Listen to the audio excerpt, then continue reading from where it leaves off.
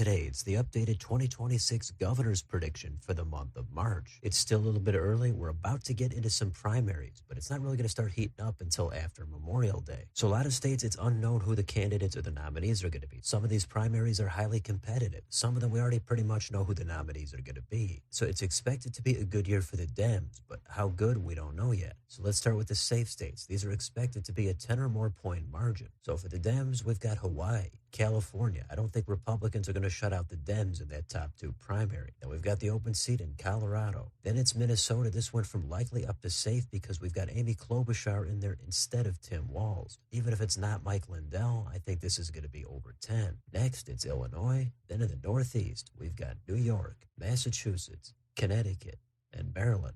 As always, something could change. I'm just not seeing anything happening right now that would get those states under 10%. Now the safe states for the Republicans, it's Idaho, Wyoming, South Dakota, Nebraska, Oklahoma, Arkansas, Tennessee, and Alabama. So even though it's a blue-leaning year, Dems still unlikely to make any of those states actually close to competitive. Again, there's some primary battles shaping up, such as South Dakota, and there could always be an independent candidate that makes things interesting. But could Doug Jones in Alabama really make that state competitive against Tommy Tuberville? Right now, probably not. But let's go down to the more competitive states. The likely margins between 5 and 10%. These should be semi-competitive. For the Dems, we've got Oregon. That's borderline likely safe. Then it's New Mexico. It's also closer to going safe than leans. Then in the Northeast, it's the open seat in Maine. Then we've got Rhode Island. Even if it's not unpopular incumbent Dan McKee, Republicans don't have much of a bench here. Finally, it's Pennsylvania. This one you could make a case for also going up to safe, but we'll see if Stacey Garrity can make that semi-competitive against Josh Shapiro. Now the likely states for the Republicans. First, it's Alaska. This one is all over the place. There's ranked choice voting. There's a top 4 primary. And usually in the mix, there's always a baggage running somewhere, and this time is no exception. So this could get more competitive, but for now, I'm going to keep it at likely. Next, we've got Texas. Greg Abbott favored to win here, but I don't think it's overwhelming, over 10%. I also don't think he's in danger where this is going down to leans. We'll follow it, but for now, the rating stays likely. Then we've got Florida. Here's an open seat. Dems have been wiped out here over the past few elections. I don't think former Republican David Jolly is going to be the guy to save him. So it's likely to be Byron Donalds, and the rating here is also likely. Next, it's South Carolina. There's a lot going on here in the Republican primary, but I'm not going to quite put it at safe. I'm going to put it into high likely territory. Last, in the Northeast, we've got both Vermont and New Hampshire. 2-year terms here for governor. Vermont has super popular Phil Scott. If he doesn't run,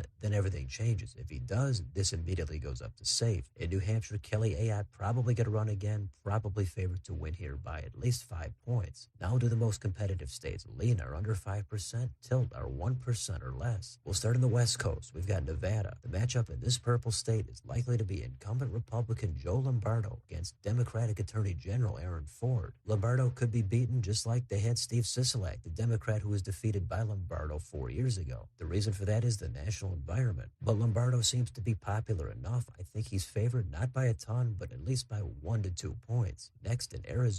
The likely matchup now seems like it's incumbent Katie Hobbs against Andy Biggs. The polling could tighten up, but right now it looks a lot better for Hobbs than Biggs. It is early, but I don't think Biggs is any kind of a rock star candidate at all. So I'm going to bump this up by about 1%. It's going to go from a tilt to a lean rating for Hobbs. Next, in Kansas. They do have a 2-term Democrat here for governor, so the state is likely to revert back to its normal partisan lean. That means Republicans stand a good chance here. It's unclear who that candidate is going to be, but this rating is going to be leans for the Republicans. In Iowa, I would guess the matchup would be Randy Feenstra against Rob Sand. It's an open seat. Dems are motivated here. Republicans cannot get complacent. Because of the environment, I'm going to move this again 1 point toward the Dems, and that's going to take this from likely down to leans. In Wisconsin, the rating here stays the same. It's leans for the Dems. In Michigan, it's the same thing. It's a 3-way race, but it's hard to imagine this one going red in this environment. In Ohio, another point toward the Dems here. That's going to take this race from likely down to leans. This would be Ramaswamy against Acton in an open seat. Just like in Iowa in 2018, these races were competitive. The polling showed they could have went blue, but Republicans pulled them out. So they're still favored here, just like the Dems in Wisconsin and Michigan. But this could end up being a big race. For now, it's going to stay lean red. The last state here is Georgia. The state has moved hard left over the past decade. Right now, there are way too many question marks, both with the Republicans and with the Dems. So it's hard to make any changes here right now. I'm going to keep my rating the same. It's going to be a tilt for the Republicans, but it's certainly highly competitive. So that's the map. Republicans would have control of the governor in 27 states. For the Dems, it'd be 23. There's only one flip on this map, and it's actually in favor of the Republicans. That'd be Kansas. But there's at least a good handful of states on here that are going to be highly contested. There's a few more that have an outside chance of getting on the map. It'll start to make more sense once we get in and past the summer. But for now, this is the small update for the 2026 governor's map. So let me know in the comments, how does your map look for this month? Do you think the Dems are gaining momentum? Do you think the Republicans are going to come back? Which states and which candidates are you watching closely? Let me know down below on your way out. Don't forget to like, share, and subscribe. Join if you'd like to support the channel. Thanks for watching. See you next time.